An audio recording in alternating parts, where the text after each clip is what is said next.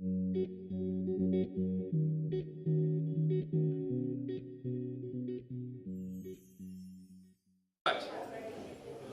you. Thanks to Dot and her team for the lovely refreshments. Dot, thank you. We're going to push on. We got a bit of a time issue with our guest speaker, who's it's designed that he talks after tea, but we might have to fit you in, Chris, before tea, because you've got to catch a plane, eh? So we'll just see how we go now. Anyway, we're on to our last section, which is the entrepreneurship, and we're going into it, being led into the first talk by Di Hornby on community engagement.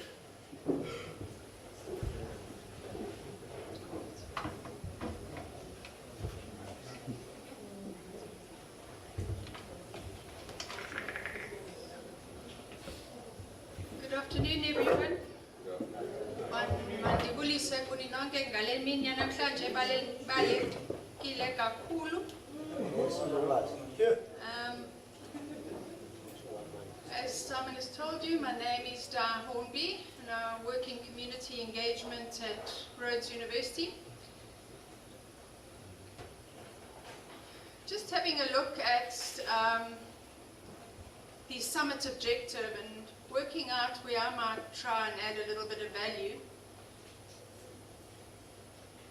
The first area was just to share, and I think that everybody has done an amazing job around that this morning, around their work in agriculture, in education, sport, community development, and this session in entrepreneurship.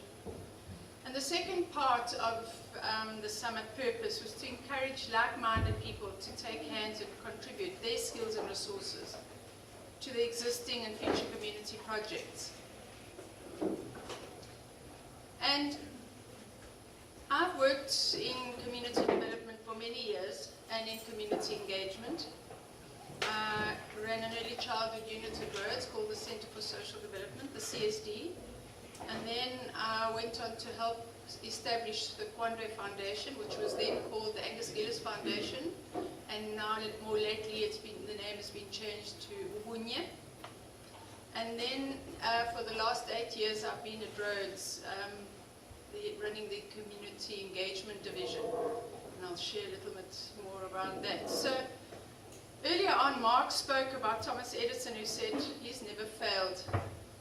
But he certainly found 1,000 ways that didn't work. And so I thought maybe something I could contribute today was just to share some of the thinking around community development and community engagement based on the learnings of a long, long journey. Because I think a summit like this serves as a catalyst and gets people really excited about what they might be able to do to contribute to a changing society. So what I'm going to do is I'm going to share with you why we need to move into the space of engagement. I'm going to share with you how, based on many of the painful lessons, how we approach these initiatives and maximize our efforts, who's the target community, and just some thoughts and lessons around that. So let's look at the why first. For those of you who are familiar with Simon Sinek, he's a writer and motivational speaker. He speaks of the golden circle. And he speaks of 3 concentric circles, if you can imagine that. And one is the why, one is the what, and the other one is the why, the what, and the how. And he says so often what we do is we start with the how and the what, rather than starting with the why. And he says many famous people like Nelson Mandela, Martin Luther King, the thing that separates them is they always start with the why. Why are you doing this? So I'm going to share a few thoughts around why I think we spend the kind of time and the energy in this space. The first is around the Gini coefficient. For those of you who know that we are the most unequal society in the world, the most unequal. That means it's completely and utterly unsustainable. The new analysis by the World Bank confirmed that South Africa is not only the world's most unequal country, but that extreme inequality has become a major constraint to higher levels of economic growth because it's undermining policy certainty and depressing investment. So that's one really good reason why we need to be working in the space. The second point I want to make is a quote that was made by Lilla Watson. Now, Lilla Watson is an Australian Aborigine, an elder, and this is what she said. If you've come here to help me, you're wasting your time. But if you've come because your liberation is bound up with mine, then let's work together. So that speaks to the what and the why. Sorry, the how and the why. The why because our liberation is bound. We can't live in isolated little pockets of one another. The world is interconnected. Our well-being is our neighbour's well-being. Their well-being is our well-being. So that's another good reason, if we want a future, we have to engage with all the complexities of the place we find ourselves in now. Otherwise, you won't have anything to leave to your grandchildren if you have some. I do, and that's become really important for me now. And then the why for the university. We've spent a year really looking very hard at why do universities exist? Are they just those ivory towers that generate knowledge, put it in a book and put it on a shelf and it's of no value to anybody? And we've come around to understanding that we exist for the public good.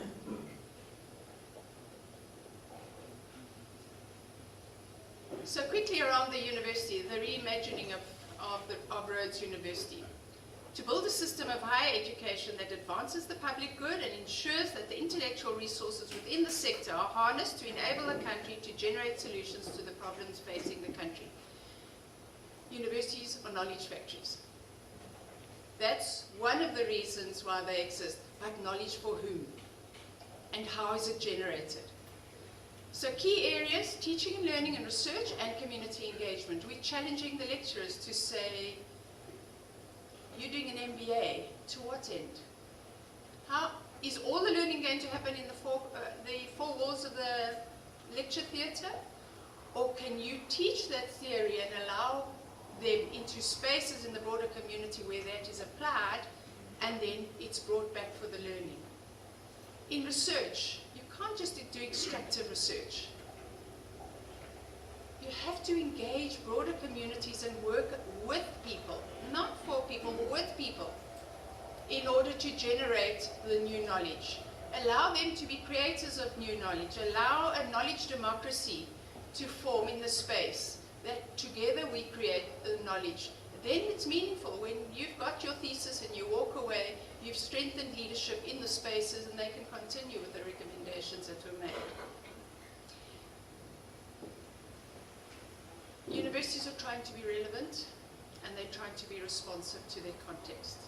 So departments are becoming very engaged. We have a huge number of partnerships developing. One is the Vice Chancellor's Education Project, where we've taken in Grahamstown from early childhood and we've created a pathway to post-schooling. The idea is to get everybody working in that space, NGOs, CBOs, schools, all working together, threading all those programs together to maximize the impact. At the end of that, there must be access into the university. In 2012, we had 11 youngsters from our township schools coming to Rhodes. Last year, we had 100. And the VCS said no academically deserving young child from our local area should be deprived of an education at the university. So these are the kind of programs we're trying to involve ourselves in. Targeted, impact-driven, high dosage, not lots of little bits for a whole lot of people, but rather very targeted programs that do result in impact. Justin was speaking about that earlier. And then the shaping of the young leaders. 20% of our student population works weekly in the broader Grahamstown community. 20%. That's 1,600 students weekly. And they're learning as much as they're giving. They're probably learning more. So this is just to share with you the process we look for in the university. Community engagement is not the same as what NGOs do, which is community development. It's very much linked to the academic project. So what is taught in the classroom is applied outside of the classroom and becomes relevant. This I thought was a useful quote. Some universities consider they exist to achieve academic excellence. We are convinced our reason to exist is serving people, and academic excellence is the best instrument for that purpose. So that's the why. Let's move to the how. Albert Einstein said the significant problems we face today cannot be solved at the same level of thinking we were at when we created them. That's the how. So we can't still be using the approaches. Thank you. We can't still be using the approaches that we did when we created those problems 10, 20, 30, 50, 100 years ago. So let's look a little bit at the how. I really enjoyed with James's presentation earlier. I just thought it was so honest and it was so real, because this is not an easy space to work in. Because the minute you work with human beings, it's human development. They're messy spaces.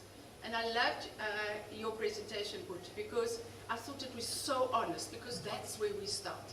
It's a very, very complex space to work in.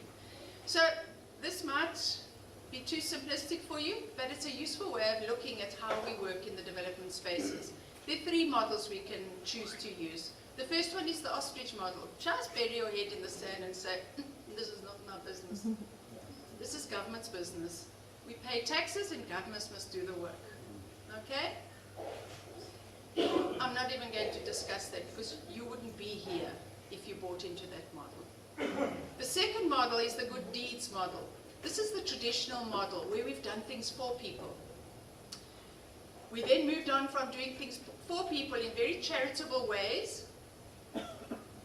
And then we thought, let's use a needs-based approach, where we went to communities and we found out, what are your needs? But then we still left there, went home to plan, and went back with solutions. And we never involved the communities that we were working with.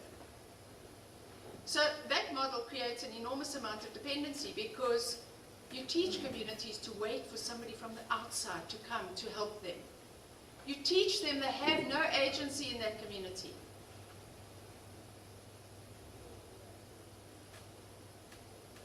And then the third one is the one that I'd encourage you to move towards, is the strategic model.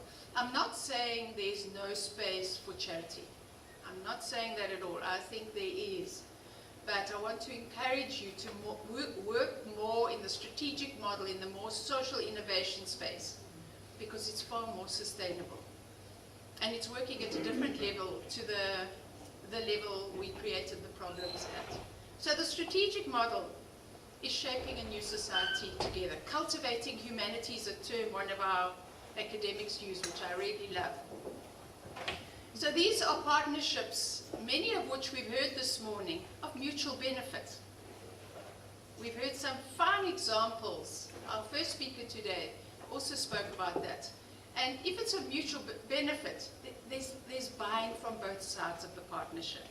There's a leveling of power, and it really does speak to a more progressive approach. It recognizes that resources already exist in the community. It recognizes that people have assets, people have capabilities, and instead of going home and finding all the resources and bringing the plan and the resources back, stop for a moment and have a look what already exists. Because if you're able to harness those resources, the buy-in is much deeper, and the leadership will emerge from those communities. Then in the strategic model, relationship is key. And you've heard all morning, those interventions that have worked is where relationships have been built. You think of the mentoring model that Wally and Chile have been involved in, based on a very deep relationship. Because development is not about things. Development is about human beings. It's about restoring agency. It's about people doing things for themselves. So they're the three models. I think they're just useful to think about.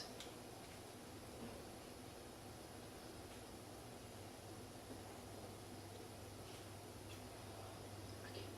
This is just a useful